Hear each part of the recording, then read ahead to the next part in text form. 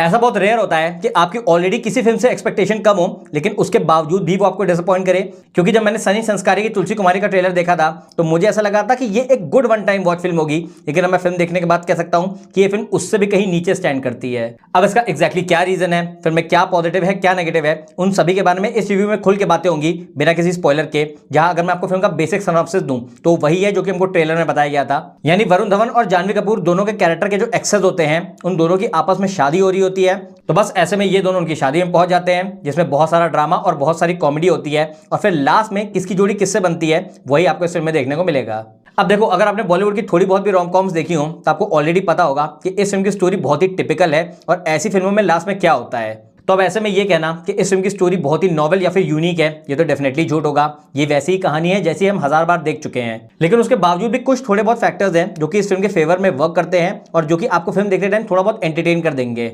सबसे पहला पॉजिटिव तो यही है कि ऑब्वियसली ये धर्मा प्रोडक्शंस की फिल्म है और हम सब जानते हैं कि वो अपनी फिल्म को काफी लेविश स्केल पे बनाते हैं। तो जो फिल्म की प्रोडक्शन क्वालिटी है, जो सेट्स है, जो स्केल है, वो डेफिनेटली काफी बड़ा है। इसी वजह से 2 घंटे के लिए जब आप गुड लुकिंग लोगों को देखते हो कुछ अच्छे गानों पे डांस करते हुए तो डेफिनेटली आपको वो थोड़ा बहुत आई फीलिंग लगता है। स्पेसिफिकली मैं 2 गानों को मेंशन करूंगा। एक ऑब्वियसली है बिजुरिया जो कि 90 से गाने का रीमेक है और सेकंड है पनवाड़ी। ये दोनों गाने जब फिल्म में आते हैं तो मैंने नोटिस किया कि पब्लिक सबसे ज्यादा एंजॉय कर रही थी और थोड़ी बहुत जो तालियां सीटियां बज रही थी वो भी इन्हीं दोनों गानों पे बजी। प्लस इन दोनों के अलावा फिल्म में और भी 3-4 गाने हैं एंड ऑल्दो वो इन दोनों की तरह पॉपुलर तो नहीं है, लेकिन उसके बावजूद भी जब आप ड्रामा में उनको देखेंगे तो वो आपको थोड़ा बहुत इंगेज कर देते हैं। रही बात कॉमेडी की तो डेफिनेटली हिट एंड मिस है, यानी थोड़े बहुत फिल्में ऐसे सीन्स तो हैं जिसमें आपको हंसी आ जाएगी, लेकिन उसके अलावा जो मोस्टली कॉमेडी होती है तो आपको हद से ज्यादा फोर्स लगेगी। बट स्टिल एक जगह जहां कॉमेडी सबसे ज्यादा लैंड करती है वो है इसके क्लाइमैक्स से आखिरी 15 मिनट। बेसिकली उन लास्ट 15 मिनट्स में हमें वरुण धवन के कैरेक्टर के पॉइंट ऑफ व्यू से पूरी कॉमेडी दिखाई गई है और उस टाइम पे वरुण धवन जिस तरीके से कुछ हरकतें करते हैं या फिर मैं कहूंगा कंफ्यूजन क्रिएट करते हैं,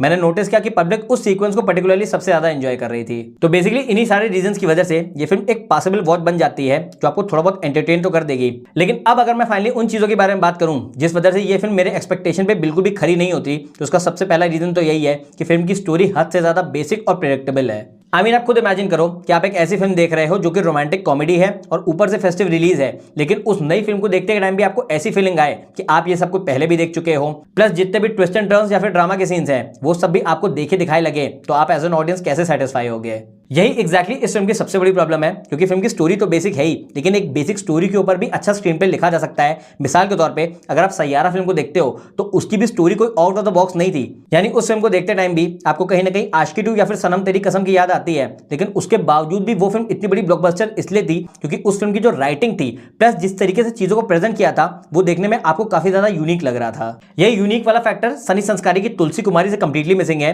और ये मेरे लिए चीज थोड़ी बहुत शॉकिंग इसलिए थी क्योंकि जो इस फिल्म के डायरेक्टर है यानी शशांक खैतान, उन्होंने इससे पहले वरुण धवन के साथ ही एक रोम कॉम बनाई थी जिसका नाम था बद्रीनाथ की दुल्हनिया और वो फिल्म इस फिल्म से लाख गुना बेटर थी। जिसके बाद सेकंड प्रॉब्लम इस फिल्म की ये है कि ये बाय इट्स वेरी नेचर एक रोमांटिक फिल्म है और ऐसे में बहुत ज्यादा इंपॉर्टेंट हो जाता है कि दोनों जो लीड पेयर्स हैं यानी वरुण धवन और जानवी कपूर, इन दोनों की केमिस्ट्री वर्क करे। बट अनफॉर्चुनेटली इन दोनों की जो केमिस्ट्री है वो आपको बहुत ही ज्यादा आर्टिफिशियल सी लगती है। दोनों कैरेक्टर्स के लिए आप कहीं भी फील ही नहीं करेंगे और आप खुद ही इमेजिन करो कि अगर आप किसी फिल्म के लीड कैरेक्टर से ही बहुत ज्यादा कनेक्ट नहीं कर रहे हो तो वो फिल्म आपके लिए कैसे वर्क करने वाली है। जिसके बाद थर्ड एस्पेक्ट जिसने मुझे अगेन डिसअपॉइंट किया वो है फिल्म की कॉमेडी। एज अ सेड ये फिल्म एक रोमांटिक कॉमेडी है तो रोमांस तो ऑलरेडी बहुत ज्यादा वर्क नहीं करता है, लेकिन उसके अलावा अगर मैं कॉमेडी की भी बात करूं तो मोस्टली फ्लैट ही जाती है। इकलौता अगर क्लाइमैक्स को छोड़ दिया जाए तो बहुत कम ही ऐसे सीन्स हैं जिसमें आपको एक्चुअली हंसी आने वाली है। स्पेशली जो मनीष पॉल का कैरेक्टर है उनको इस फिल्म में इसीलिए रखा गया था क्योंकि वो कॉमेडी अच्छी करते हैं, लेकिन इस फिल्म में मैक्सिमम जो उनको पंचेस दिए गए हैं वो बॉर्डर लाइन क्रिंज है। मिसाल के तौर पर एक सीन में उनका कैरेक्टर कहता है कि मैं बचपन में वेल बहुत ज्यादा खाता था, इस वजह से लोग मुझे वेल्ले बुलाने लगे।